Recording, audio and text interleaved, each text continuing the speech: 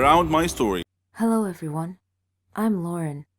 Did you ever wonder what it would be like to have your life completely destroyed by someone close to you? Ever thought about what you would do then? I didn't have time to think, because that's exactly what happened to me. It all started 2 years ago. I lived a quiet life with my mom and dad and my sister. I loved my family. We were always together. We were happy until that fateful day. My dad got fired from his work, a big company. He had worked there for 20 years. The only money we had then was what he had managed to save over the years. Finding a new job wasn't easy. It was a hard time for all of us, especially my dad. He was becoming desperate. At times, he just sat there, quietly, deep in thought, and I rarely saw him smile since. One late night, we were still up waiting for him when he walked through the door. But something was different. He wasn't walking straight. It was the first time in my life seeing him drunk. I decided to take matters in my own hand. I started job hunting. I was lucky enough to find something suitable at a startup company. The pay was good enough, and the more I worked, the more I earned. I was trying my best to get our life back. I was giving it all I've got. My dad started asking me for money. I was more than happy to give him what he needed. I didn't even ask what it was for. Then he started asking for more. He came late almost every night, and he was never awake in the morning. It seemed like we hadn't talked together for ages. Then, money started disappearing from my purse. I got home from work one night. It had been a long day, and I was really tired. I put my bag in my room, and I went to the kitchen to find something to eat. I made myself a sandwich, then took it back to my room. But when I got to the door, I saw a shadow moving inside. I thought everyone was asleep, so I opened the door slightly and looked inside. I couldn't believe what I saw. My dad was standing over my bag, and my wallet was in his hand. He found no money in it, so he threw it on the bed and started going through my purse. At that moment, my mom came down the stairs. She had my dad's shirt in her hands and a small pack of white powder. I looked at her face. Her eyes were filled with tears. I tried to speak, but found nothing to say. My dad came out of my room. He saw us standing there. Suddenly, everything changed. He tore the shirt and the pack from my mom's hands. He was hysterical. He started breaking things around him. My mom and I were too scared to move, but then my sister came running down the stairs. He pulled her towards him and held a knife to her throat. He threatened to kill her if we didn't give him money. Without a moment's thought, I did what he asked. Things only got worse. Nothing was ever enough. He asked for more and more money, and if I refused, he'd get violent, beating up anyone in his path. I couldn't stand by and watch, so I would just give him what he wanted, until I decided enough was enough. He barged down the stairs one evening and asked for all the money I've got. I told him we had expenses to pay, the rent, school fees, but none of it mattered to him. He asked me again for the money and threatened me if I didn't do what he asked. I refused. He hit me so hard that I crashed my head against the wall and fell to the floor, bleeding. Everything went dark. My mom took me to different hospitals, and I had to do a lot of checkups and tests, but all the doctors said the same thing, that this was it. I was sentenced to live my life in darkness, never to see the light again. Bumping my head against the wall was one of the reasons, but apparently, my psychological state played a huge role in my recovery. The doctors suggested that I'd be taken to a psychiatrist. My dad felt sorry for what he had done to me. He quit the drugs and alcohol, tried to be proper, but it was because of him that I was in this state. I didn't know if I could ever find it in myself to forgive him. I was torn inside. He was my dad, but I couldn't forget what had happened. I stopped talking shortly after, and he left, disappearing from our lives. No one knew where he was or what he was doing. A year had passed, and he came home. He sounded good, kind of like how he was before. He's trying to make up for what he had done. But to me, nothing he does makes a difference anymore. I'm still in the dark.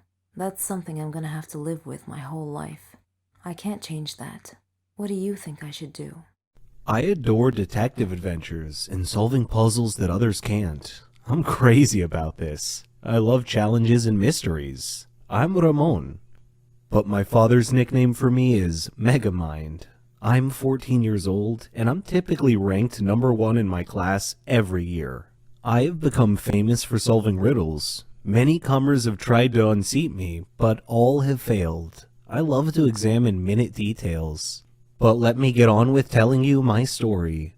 One hot summer, we had just finished our exams at school and were going on summer break. So I organized a trip to the beach with my friends. Beach weather is amazing. Clear skies, cool ocean breezes, sand, and sun. Just amazing. One day, before my beach trip, my mother handed me a letter from my grandmother. I was surprised and thought it was a little weird because Granny owned a hotel in the surrounding area nearby. It had wonderful views all around it. I had opened the letter, which read, "Dear Ramon, how are you? I hope you're enjoying your summer break. Would you mind spending a couple of days with me? I have a serious matter that I would like to discuss with you. Granny."